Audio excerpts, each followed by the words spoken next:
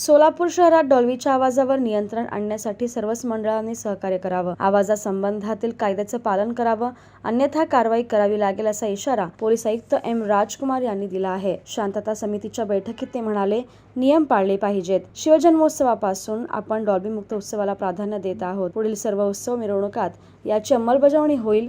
शिवाय मिरवणुकीतील मंडळांनी मोठे कंटेनर आणू नयेत. मिरवणुकीचा वाहतुकीवर परिणाम होणार नाही याचीही काळजी घ्यावी. फ्रेम लावतात. आता हे आमच्या शहरासाठी फ्रेम सारखं आहे ना. मी शिवरायांच्या फ्रेम लावलं, चांगली गोष्ट आहे, पण हे बाकी शोभनीय आहे का तुमच्या शहरासाठी, आपल्या शहरासाठी? आता असा निर्णय घेतलेला आहे, जे जे फोटो दिसत आहे त्यांना बोलवून विचारू, आहे कोण, पैसे कुठून आलं, कुठून छापून घेतलं, हे सगळं गोष्ट आता हळूहळू होणार आहे.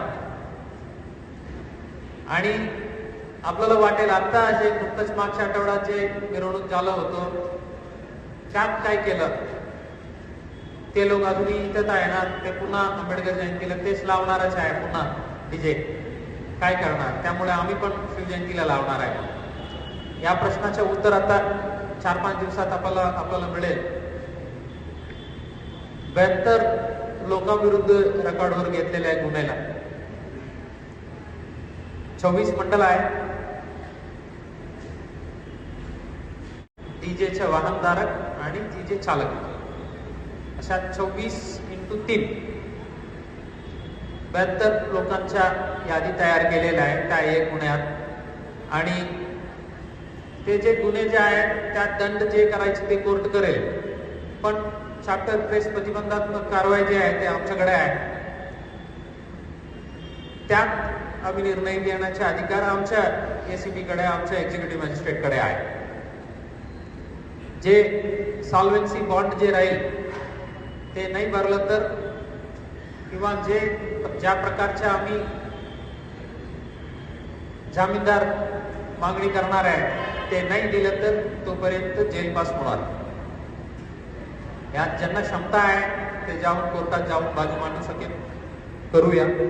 आमचं काम आहे दररोज कोर्ट जाणे येणे, त्यासाठीच आमचा पगार आहे, तर आम्ही तयार आहे. ते 72 लोक ते आपलं कामधंदा सोडून हे करायला ते पण तयार असलं तर चांगली गोष्ट आहे.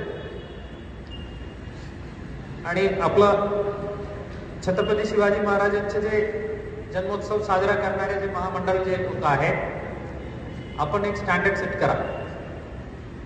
आपल्याला बघून बाकी लोक शिकवायला पाहिजे. आणि तुम्ही जे स्टँडर्ड सेट केलं त्यापेक्षा कमी झालं तर त्यांना लाज वाटलं पाहिजे. यांनी एवढं चांगल्या पद्धतीने आयोजन केलं आणि एवढं सुंदर प्रदर्शन झालं होतं, हे सोडून आम्ही गुंडागर्दी करायचे आहे का, हे प्रश्न त्यांच्या मनात निर्माण व्हायला पाहिजे. तसं आपण करा. आपण जे दिलेले एक सूचना जे आहेत ते आम्ही नक्की पालन करू. हे लॉ अँड ऑर्डर